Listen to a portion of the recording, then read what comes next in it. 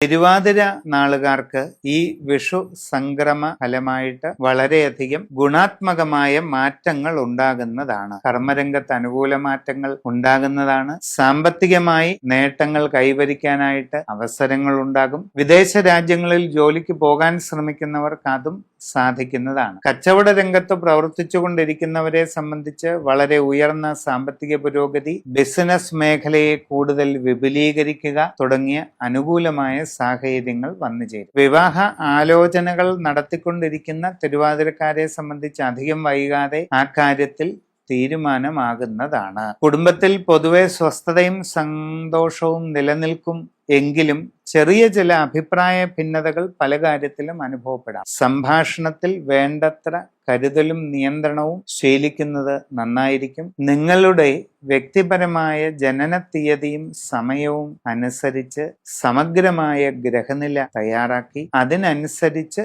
ഉചിതമായ പ്രതിവിധികൾ ചെയ്ത് മുമ്പോട്ട് പോയാൽ എല്ലാ വിധത്തിലുള്ള ഉയർച്ചയും പുരോഗതിയും ലഭിക്കുന്നതാണ്.